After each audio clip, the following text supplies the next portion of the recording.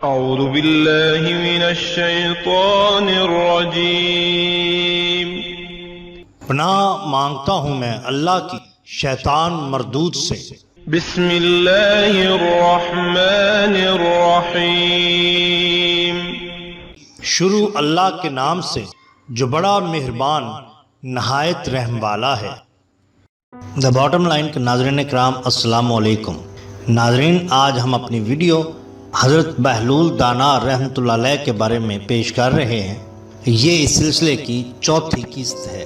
ناظرین کرام، حضرت بہلول اکثر قبرستان میں بیٹھے رہتے تھے۔ ایک روز ہارون کا اس طرف سے گزر ہوا، بہلول پر نگاہ پڑی تو سواری ٹھہرائی اور بولا، بہلول یہاں کیا کر رہے ہو؟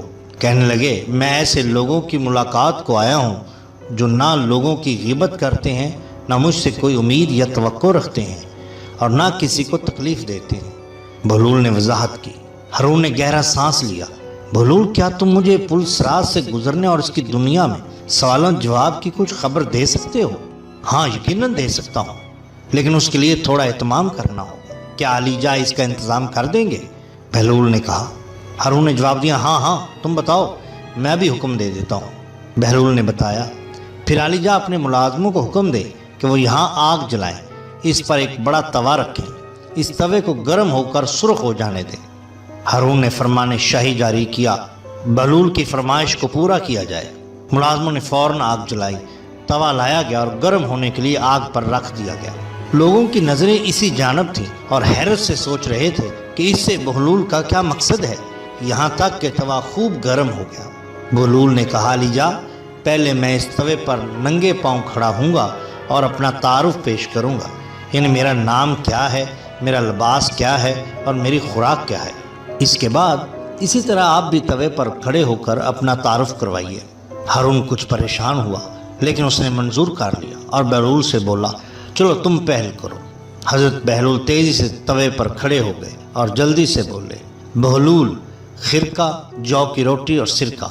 یہ 3 لفظ کہہ کر وہ جھٹ سے توے سے نیچے اترائے۔ ان چند لمحوں میں ان کے پیر جلنے سے محفوظ رہے۔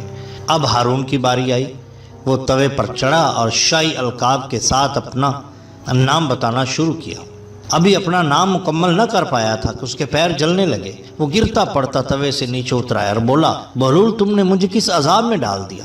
حضرت بہلول مسکرائے، آپ نے ہی تو فرمائش کی تھی کہ آپ کو قیامت کے سوال و جواب کے بارے میں بتایا جائے، تو آپ نے دیکھا کہ گرم توے پر قدم رکھنا کتنا مشکل ہے۔ اسی طرح جو لوگ خدا پرست ہیں، دنیا کی جو حشم سے دور ہیں، لالچ اور طمع نہیں رکھتے، وہ تو پل صراط پر سے آرام کے ساتھ گزر جائیں گے، اور جو دنیاوی شان و شوکت میں ڈوبے ہوئے ہیں، انہیں اسی طرح عذاب سے گزرنا ہوگا جس طرح ابھی آپ کو محسوس ہوا۔ حضرت بہلول کی ایک دوسری حکایت آپ کے سامنے پیش کرتے ہیں۔ واقعہ کچھ یوں ہے کہ حضرت بہلول کا ایک دوست گیہوں یعنی گندم پسوا کر واپس آ رہا تھا۔ اس کا گدھا لنگڑانے لگا۔ اس نے گدھے کو 2-3 چھڑیاں لگا کر آگے دھکیلنا چاہا، لیکن وہ تو ٹس سے مس نہ ہوا اور بلاخر زمین پر گر پڑا۔ قریب ہی وہ خستہ حال مکان تھا جہاں حضرت بہلول ان دنوں مقیم تھے۔ اس شخص نے دروازہ کھٹکھٹایا اور آواز دی، بہلول بھائی، ذرا مجھے اپنا گدھا تو دے دو۔ میرا گدھا تو آدھے رستے میں جواب دے دے گا اور مجھے یہ آٹا گھر پہنچانا ہے۔ بہلول اس کی آواز پہچانتا تھا۔ اس کی عادت سے بھی واقف تھا کہ وہ جانوروں کی صحیح نگہداشت نہیں کرتا اور ان سے بے رحمی کا سلوک کرتا ہے، اس لیے وہ اپنا گدھا اسے دینا نہیں چاہتا تھا۔ وہ باہر نکلا، اس شخص سے بولا، یار بڑا افسوس ہے، میرا گدھا کوئی مانگ کر لے گیا ہے، اس لیے اس وقت تو تمہارے کام نہیں آ سکتا۔ ابھی بہلول کے الفاظ اس کے منہ میں ہی تھے کہ گھر کے اندر سے گدھے کی آواز سنائی دینے۔ وہ شخص ہوشیار ہوا اور شکوے کے انداز میں بولا، اچھا بہلول بھائی، تم بھی اچھے دوست ہو، تمہارا گدھا تو گھر میں موجود ہے اور تم کہتے ہو کہ اسے کوئی مانگ کر لے گیا ہے، اور تم بھی اچھے دوست ہو۔ بہلول نے فوراً جواب دیا کہ میرا تمہارا 50 سال کا ساتھ ہے اور تم میری بات پر یقین نہیں کر رہے اور گدھے کی بات ماننے پر تیار ہو۔ ناظرین اکرام، کہا جاتا ہے کہ فضل بن ربیع نے بغداد میں ایک مسجد کی بنیاد ڈالی۔ فضل بن ربیع خلیفہ ہارون الرشید کے اہم وزراء میں سے ایک وزیر تھا۔ خیر، وہ اپنے خرچے پر اسے بنواتا رہا۔ جب مسجد کی تعمیر مکمل ہو گئی تو مسجد کے دروازے پر کتبہ لگانے کی باری آئی۔ فضل بھی اس موقع پر آیا۔ اس سے پوچھا گیا کہ اس کتبے پر کون سی عبارت لکھوائی جائے۔ ظاہر ہے اس پر تو میرا نام ہی لکھا جائے گا۔ فضل نے بڑے فخر سے کہا۔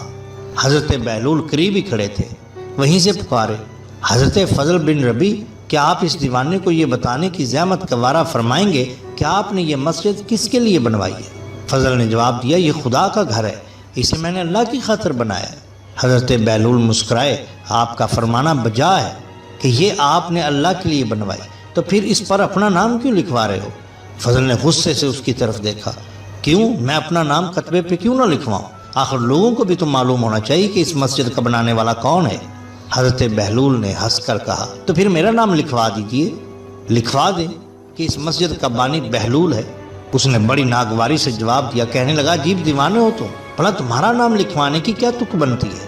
حضرت بہلول نے کہا، چلو نہ صحیح، میرا نام نہ لکھواؤ، اپنا ہی نام لکھوا لو، اور یہ لکھوا دو کہ اس سے تمہاری شہرت اور نیک نامی ہوئی ہے، پھر اس کا ثواب دل میں نہ لانا۔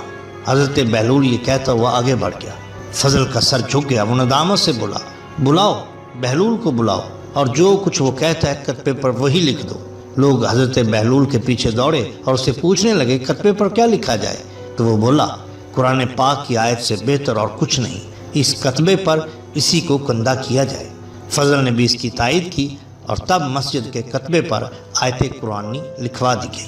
ناظرین اکرام، حضرت بہلول رحمۃ اللہ علیہ کی واقعات کے بارے میں تیسرا واقعہ یوں بیان کیا جاتا ہے کہ حضرت بہلول بازار سے گزر رہے تھے، ایک شخص نے دامن پکڑ لیا۔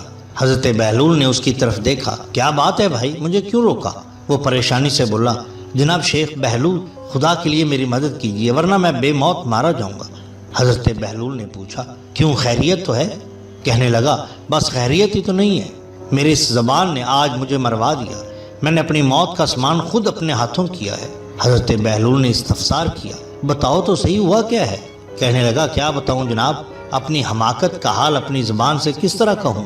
دراصل ہوا یوں کہ حاکم کوفہ کی خدمت میں کسی نے بے حد خوبصورت گدھے کو پیش کیا، سب لوگ اس کی تعریفیں کرنے لگے، کوئی کہتا کہ یہ بہت اعلیٰ نسل کا گدھا ہے، کوئی کہتا کہ اسے خوب سدھایا گیا ہے، کوئی کہتا کہ یہ بہت چاق و چوبند اور مستعد ہے۔ میرے منہ سے کہیں یہ نکل گیا کہ یہ گدھا تو اتنا دانشمند ہے کہ اسے پڑھایا جا سکتا ہے۔ بس میرا اتنا کہنا تھا کہ حاکم کوفہ نے میری بات پکڑ لی، میرے مخالفوں نے اسے ہوا دی، یہاں تک کہ حاکم کوفہ نے مجھے حکم دے دیا کہ میں گدھے کو پڑھاؤں اور اپنا قول سچ کر دکھاؤں۔ اگر میں اس میں کامیاب ہو گیا تو مجھے انعام و کرام دیا جائے، اور اگر میں کامیاب نہ ہوا تو میری گردن مار دی جائے گی۔ میں سخت مصیبت میں ہوں، بھائی بہلول، میری جان پر بنی ہے، خدا کے لیے کوئی صورت پیدا کریں کہ میں بچ جاؤں۔ حضرت بہلول رحمۃ اللہ علیہ نے کہا، بھائی غم نہ کر، میں تجھے ایک ترکیب بتا دوں گا، آگے جو اللہ کو منظور۔ مقررہ مدت کے بعد حاکم کوفہ نے اسے طلب کیا، وہ گدھے کو لے کر اس کے دربار میں پہنچا۔ سارا دربار بھرا ہوا اور لوگ بڑے شوق سے دیکھ رہے تھے کہ پڑھا لکھا گدھا کیوں کر اپنے فن کا مظاہرہ کرتا ہے۔ اس شخص نے گدھے کے سامنے کتاب رکھی، گدھا صفحے الٹنے لگا، آہستہ آہستہ وہ تمام صفحے الٹ گیا، اور جب کتاب بند کر چکا تو اس نے زور سے پکارا، ڈھینچو ڈھینچو، جیسے گدھے پکارا کرتے ہیں۔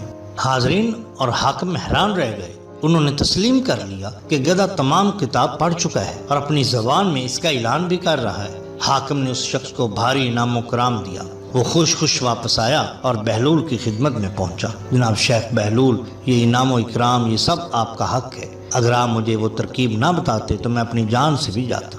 حضرت بہلول نے بے نیازی سے کہا، نہیں بھائی، یہ انعام و اکرام تمہیں ہی مبارک ہو، میں نے تو صرف ترکیب بتائی تھی، گدھے کے ساتھ محنت تو تم نے کی۔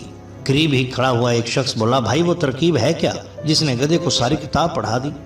وہ شخص ہنسا اور بولا، اب تو میری جان بچ گئی ہے، سو اس ترکیب کو بتا دینے میں کوئی حرج نہیں کہ جس کو اپنے گدھے کو پڑھوانا ہو وہ اس طریقے سے پڑھائے۔ ہاں بھائی بتاؤ، دوسرا شخص پوچھنے لگا۔ سنو بھائی، وہ کتاب جو گدھے کو پڑھانی ہو اس کے درمیان جو رکھ دو، گدھے کو دن بھر بھوکا رکھو اور شام کو وہی کتاب اس کے سامنے رکھ دو۔